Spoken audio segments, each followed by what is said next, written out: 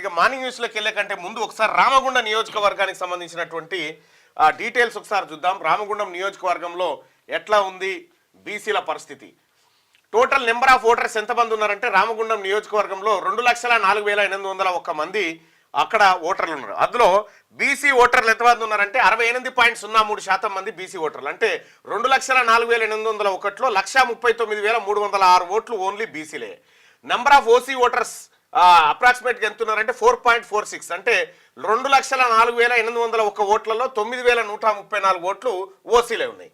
ఇక్కడ assembly elections 4 సార్లు జరిగితే బీసీ ఎమ్మెల్యేలు 3 సార్లు గెలిచారు. సోమారపు సత్యనారాయణ మున్నూరు కాపు 2 సార్లు, కోరుకంటి చందర్ యాదవ్ కాదు మున్నూరు కాపే ఆయన ఒకసారి గెలవడం జరిగింది. సోమారపు సత్యనారాయణ ఒకసారి ఇండిపెండెంట్ గా గెలిచిన 2009లో, ఆ తర్వాత 2014లో తెలంగాణ రాష్ట్ర సమితి నుంచి విజయం సాధించడం జరిగింది. ఇంకా తర్వాత మక్కాన్ సింగ్ కూడా బీసీఏ బాస్, అందరూ బీసీలో ఇక్కడ గెలవడం జరిగింది. ఇక్కడ మక్కాన్ సింగ్ 60.28% ఓట్లతో ఇక్కడ విజయం సాధించడం జరిగింది.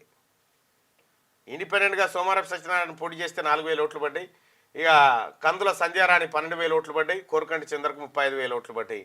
మొత్తానికి అదట్లా ఉంటే ఇక జెడ్పీటీసీ ఒకటే ఉంటుంది రామగుండానికి, ఒకటి కమాన్పూర్ బీసీ, అది మున్నూరు కాపుకి ఇచ్చారు. 68.03 ఉన్నటువంటి బీసీలు ఒకటి జెడ్పీటీసీ దక్కించుకుంటే 4.46 ఉన్నటువంటి ఓసీలు జెడ్పీటీసీగా ఎలక్ట్ కాలేదు. అంటే రామగుండం నియోజకవర్గం కంప్లీట్గా బీసీల ఆధిపత్యంలో ఉన్నట్టుగా దీన్ని బట్టి అర్థమవుతా ఉంది. సో ఇది బీసీలకు సంబంధించినటువంటి అంశం. అయితే ఇక క్యూ న్యూస్ ఛానల్లో పనిచేయటకు అనుభవం గల సీనియర్ వీడియో ఎడిటర్స్ కావాలను సంప్రదించవలసిన నెంబర్ 8688926084.